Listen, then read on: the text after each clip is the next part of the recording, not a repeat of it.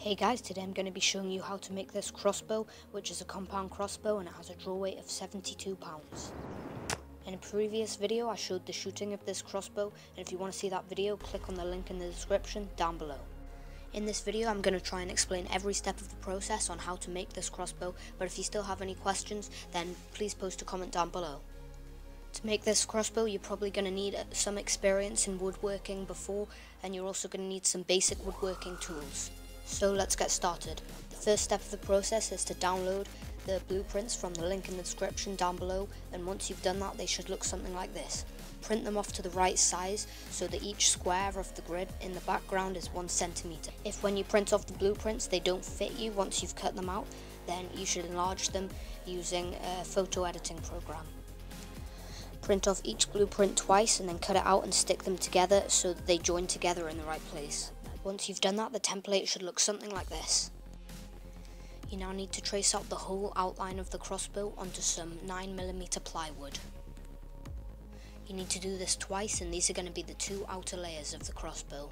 It's important that you use plywood because if you use other wood such as MDF then it wouldn't work, but you could also probably use strong hardwood or oak or something like that.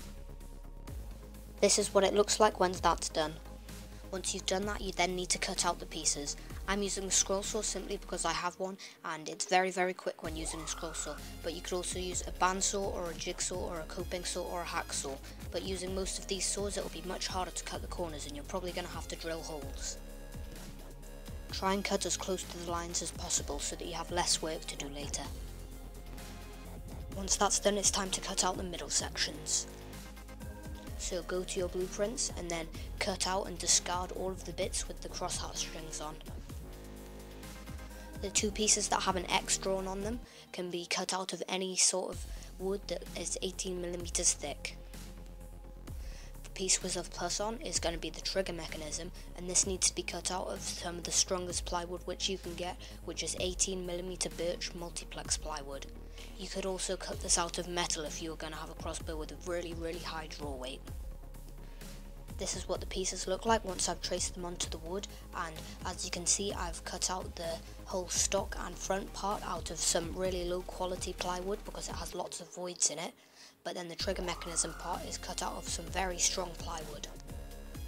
The reason that this plywood is so strong is because it's made of birch, and 2, it's got lots of layers, and 3, it's got no voids in it or little holes where the wood joins. I then cut the middle sections out with my scroll saw.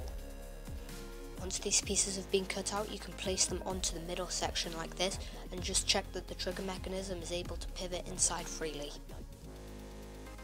Then using wood glue, which you can purchase from any hardware store, I've glued the middle layers onto one of the back layers. I made sure that the pieces were lined up correctly before I glued. Now I'm using my drill press to drill a 3.5mm hole through the middle of the trigger mechanism. You don't have to have a drill press, but it really helps get the hole completely vertical. Once that's done, a 3.5mm nail can be placed through the hole, and then you can line up the trigger mechanism into the right place. Once you're sure that the trigger mechanism can pivot freely, hammer it very gently with a hammer until it leaves a dent in the bottom of the plywood. Then using the drill press, I then drill through the back layer of the plywood. Once that is done, the nail can be inserted and the trigger mechanism can easily pivot. Once that's done, I can use clamps and glue again just to glue the back layer onto the middle layer. I need to leave it to set probably overnight because I want the joints to all be really strong. Here I'm using a metal file to enlarge in the groove which the string is going to slide into later. I accidentally split some of the plywood, but I'm going to round that off later. Now I can drill through the hole which I drilled earlier and drill it out the other side with my drill press. The trigger mechanism can sit inside the cavity between the two layers, and as you can see it can easily pivot. Now it's time to start rasping and shaping the whole of the crossbow. First I grab the crossbow handle and hold it in my hand and feel which edges dig into my hand. Then I start to use a wood rasp which is really sharp, and I'm just removing all of the material which is digging into my hand and rounding all of the edges. I'm going to keep on doing this until all of the plywood is contoured and you can see all of the different layers in the plywood, and that gives a really nice contouring effect on the handle. For this you could also use a Dremel, but you're probably likely to go through quite a lot of the sandpaper. I do however recommend using a Dremel or a metal file to get all of the deep scratches that the rasp has left in the wood out of the wood so that it's a lot smoother. I'm then going to move on to shaping all of the stock and rounding it so that it looks really nice. The disadvantage of using low quality plywood is that sometimes you can see the joints and it looks a bit ugly, but it is much cheaper than buying expensive plywood for parts which don't need to be very strong. As you can see, once some of the crossbow is rounded, it looks a lot better than when it was just flat. I then also used the Dremel to remove all of the deep scratches from the rasp on the stock part, and now I can move on to sanding the stock.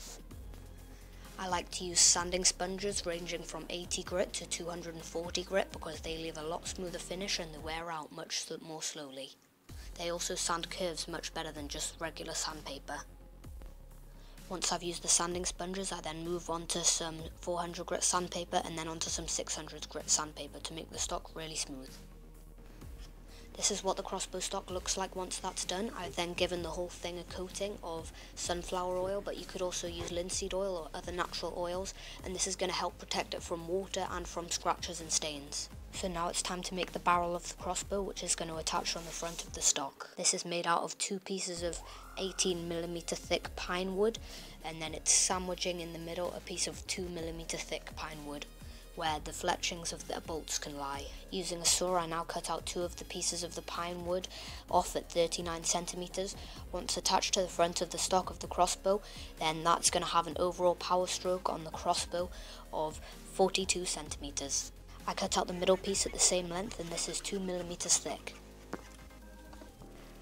I then take one of the pieces of the thick pine wood and lay it down on the floor and draw a line 1.5cm down from the top.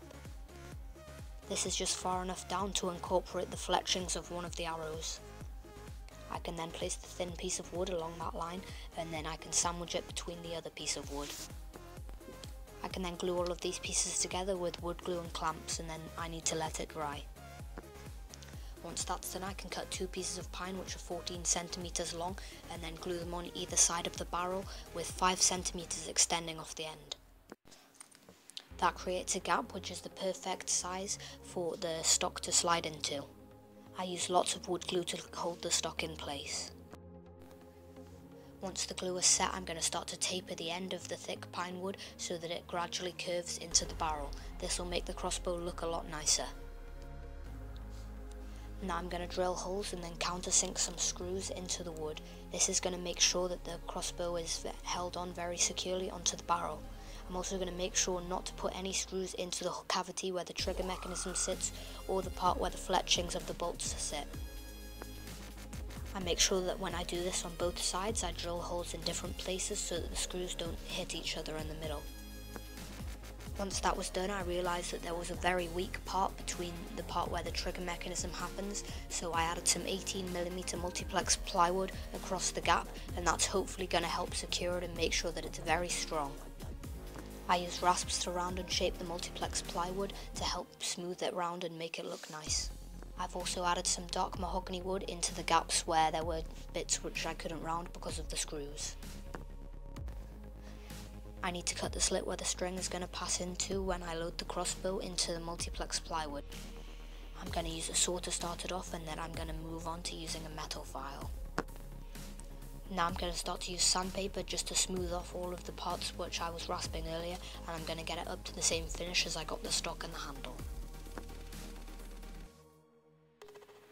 This is what the crossbow looks like once I've sanded and rounded the whole of the barrel and all of the handle, and the elastic band which I've attached here just helps the trigger auto return back to its original position, but that's optional and you don't really need it.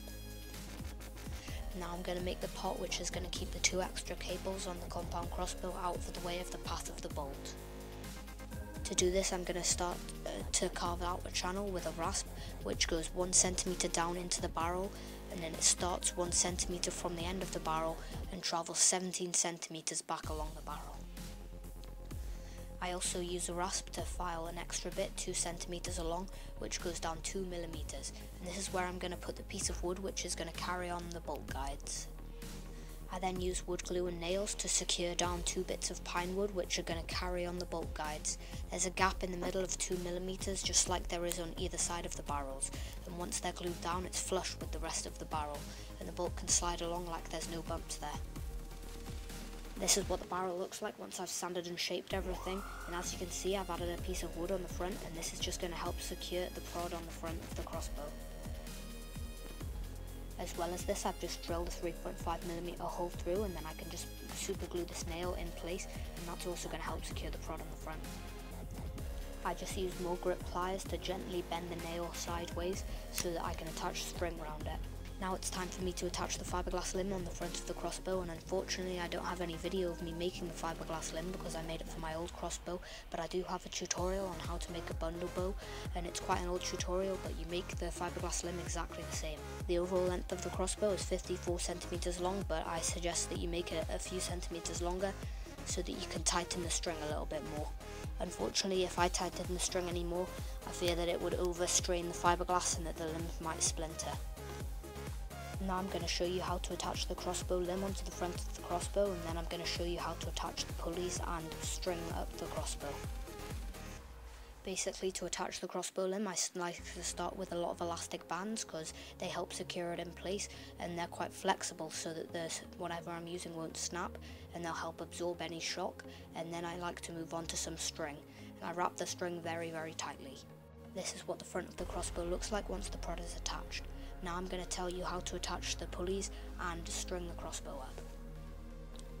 I have 2 steel pulleys attached on the end of the crossbow limbs, and I've just attached them with quite a lot of string and secured them tightly on, and these pulleys were just bought for £4 for both of them from my local hardware store.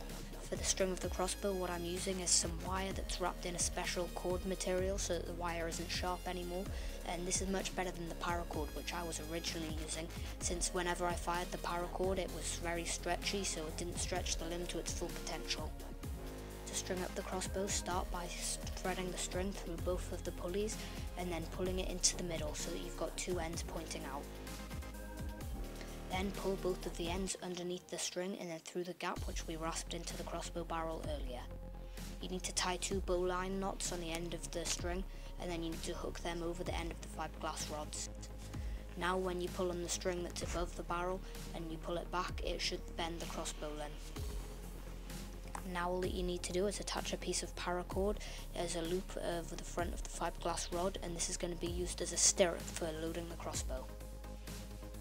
I've also used a vise and a hammer to bend a steel ruler into shape to be an arrow clasp for the bolt. You can put your foot through the stirrup, and then you can grab the string of the crossbow and pull it all the way back to the trigger mechanism, and then push up the trigger mechanism so that it hooks over the string. Then you can load in a commercial crossbow bolt or a homemade crossbow bolt under the arrow clasp and push it all the way back until it touches the trigger mechanism. When you then pull on the trigger, the shot falls. I've got 3 different types of arrows which I can fire. The first one, and the lightest one, only weighs 10 grams, and it's made of a homemade wooden dowel with the end of a broken hacksaw as the tip, and that's very, very sharp. The next one is an aluminium arrow which weighs 16 grams, so that's a bit heavier and it flies a bit more slowly than the 10 gram arrow. And then the next one is a fiberglass arrow which weighs 25 grams, and that flies the slowest, but it's also the heaviest, so it has a lot more impact than the others, and it's best for penetration. Thanks for watching, guys. I really hope that you've enjoyed this video, and if you have, please hit the like button down below and subscribe for more cool videos. If you did enjoy this video, then you're very likely to enjoy almost all of the other content on my channel, so go and check it out. Also, don't forget to post a comment down below or send me a personal message saying what weapon you'd like me to make next.